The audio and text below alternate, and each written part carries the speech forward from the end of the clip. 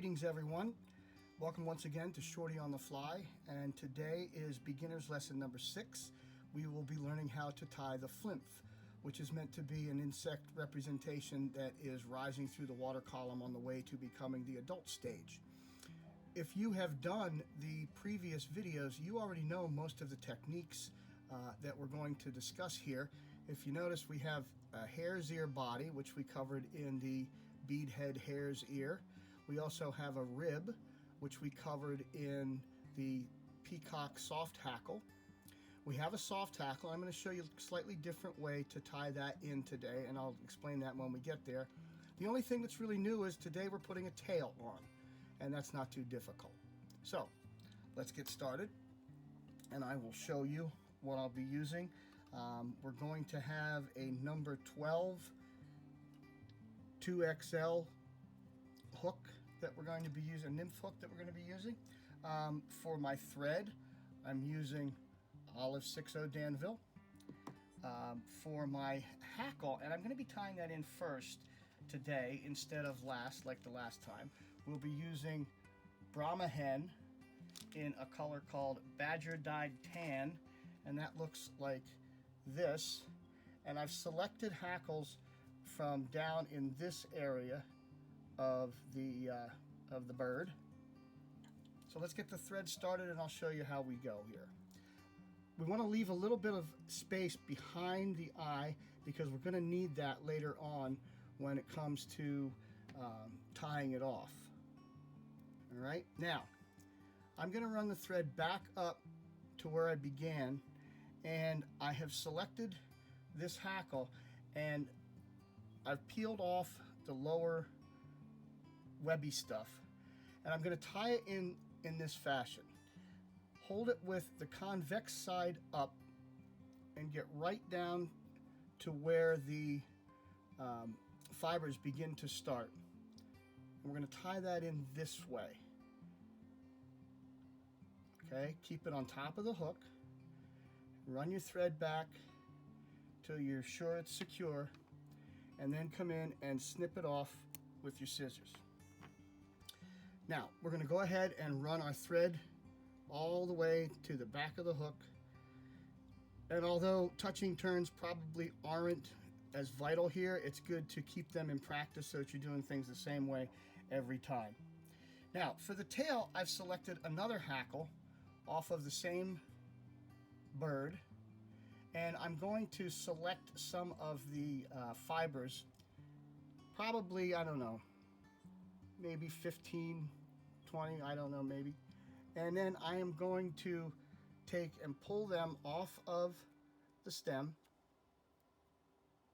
making sure I have the tips relatively aligned.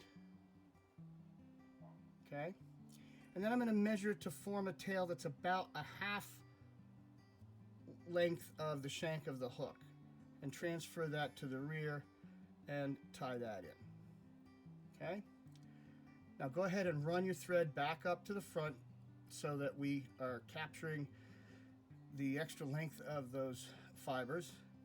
And when you get back to where you began, just reach in and snip the excess out. And I got one underneath here he's trying to hide. Okay, let's make sure that's nice and even. And now I have a length of fine gold wire, which I'm going to tie in right there. And as I wrap toward the rear of the hook, I'm going to allow thread torque to carry the wire to the far side of the hook. All right, and now for the body of the fly, I'm going to be using my homemade hare's ear dubbing, just like we did on the beadhead hare's ear. And as I've spoken about before, when we use dubbing, we don't want to put too much on. I'm taking small wisps, twisting it on in one direction only, until I have a noodle built up that's about 3 inches in length. It goes different depending on the size of the hook that you're using. You just kind of have to get used to what it is you're trying to accomplish.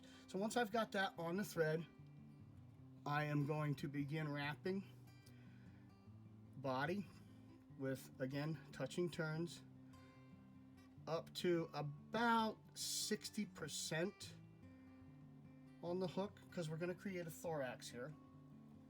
And now come in and grab the wire, and we are going to take 1, 2, 3, 4, 5 wraps. Lift the wire above the hook. Take a couple of wraps with thread to secure it. And then helicopter it to break it off clean. Okay, now another tool that's ever so expensive that you may have at your disposal, if you don't, you need to get it, is a popsicle stick with some Velcro on, and we're going to come in and just scuff that up a little bit, make it a little buggier looking. And now for the thorax, I'm using SLF prism dubbing in a color called Hare's Ear. Okay, this certainly was not on the original pattern back in when it came to be back in the 40s, but I like this little bit of sparkle that it gives on the thorax. It might represent that little air bubble that occurs when the insects are moving through the column trying to emerge. I'm doing the same thing again with just small amounts of dubbing, creating my noodle, and then I'm going to wrap that forward to just behind the hackle, and then back, and I'm going to leave my thread at right where I began that thorax. Okay, now this can be a little tricky, and sometimes the hackle will want to pull out when you go to wrap it. And we're going to wrap this just a little bit differently than we did on the previous fly. And once again, I'm going to use plunger style hackle pliers. And again, if this slips out, it'll give me the opportunity to show you how to save that. I'm hoping it won't, but if it does, we will prevail. So I'm going to grab a hold of the hackle and pull it straight up, and I'm going to start to preen those fibers back. And now here's the important part. As we begin to take that wrap, it wants to try to twist, so we have to kind of coax it into place. And I'm going to take 2 wraps, one right over the top of the other first, because I want that at the front of the fly. And then I'm going to begin to wrap through my thorax and back to where the thread is. I got lucky there.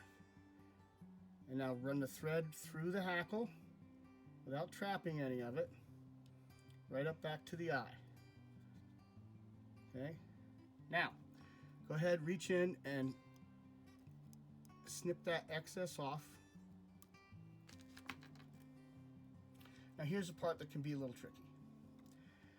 Reach in with your thumb and forefinger and pull all of those fibers back and out of the way.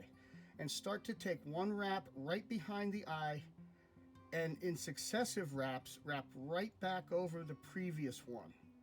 And what will happen is, if you're patient here, this will create a nice little bullet head on your fly and sweep the hackle back in the fashion that we want to get the appearance we're looking for. Once you're happy with that, you go back about an eye length, come back up to the front, and there we have it. Come in with your whip finisher. I'm going to take 2 sets of whip finishes on this just to be sure.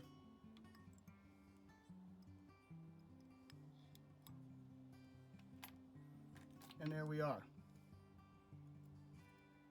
Now, the great thing about this pattern, as with so many patterns, is you can apply things that you learned already to the making of this pattern. That is, you can tie exactly the same thing using a pheasant tail body or a peacock body or whatever you like. All you do is alter the material, maybe the color of the thread if you like, or you might find a different shade of hackle that you like a little bit better.